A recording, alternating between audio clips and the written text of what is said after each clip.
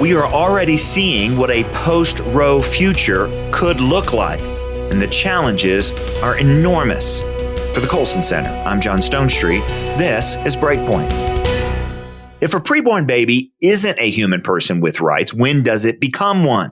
Well, some abortion advocates have drawn that line at the second trimester, while very few others point to things like fetal heartbeat or detectable brain activity. Harder line activists reject any abortion restrictions at all and insist it's okay to kill a baby at any point right up unto and even daring birth. Planned Parenthood's official stance is still to the point of viability, when the baby's experience of pain during abortion is excruciating.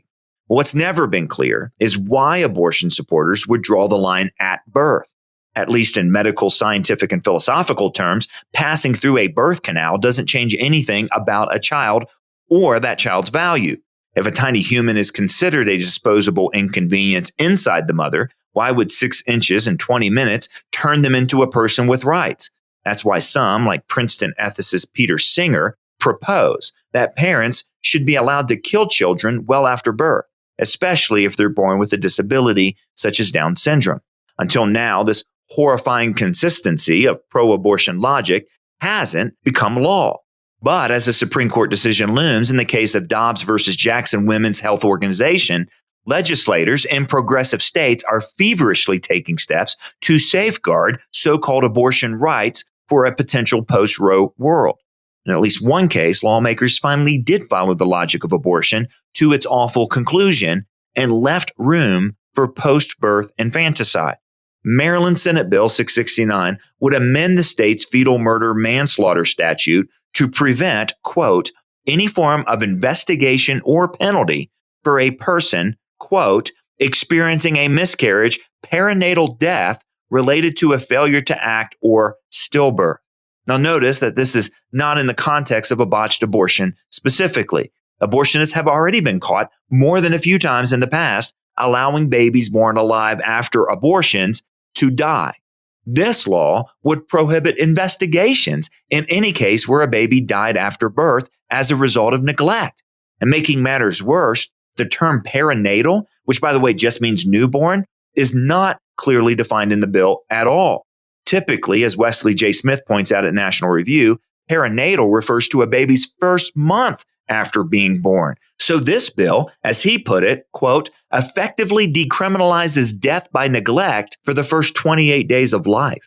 In other words, explained the American Center for Law and Justice, a baby born alive and well could be abandoned and left to starve or freeze to death, and nothing could be done to punish those who participated in that cruel death. Well, even worse, the Maryland bill authorizes those who are investigated for fatally neglecting an infant to sue law enforcement for civil damages.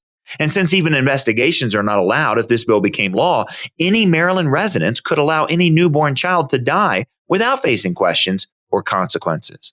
Now, such deadly logic won't stop at passive infanticide or infanticide by neglect either. Based on current advocacy trajectory, writes Wesley J. Smith, such proposals will eventually extend to permitting active infanticide, something already promoted as legitimate morally by many in mainstream bioethics, and which currently is permitted in the Netherlands upon terminally ill babies and those born with serious disabilities. Now, if this bill passes and other states attempting to shore up abortion rights follow, Americans would be openly participating in a practice that's been widely condemned in the West since the Christianization of the Roman Empire. So we should all pray that this measure does not pass. And every citizen in Maryland should make sure that lawmakers in that state know what they think about this. The rest of us should take this as a wake-up call. This is the first skirmish in the post-Roe fight for the sanctity of life. The Supreme Court will not be able to end abortion with a decision in the Dobbs case. Instead, we have a new battle on our hands, fought state by state, life by life, and it will be for all of us.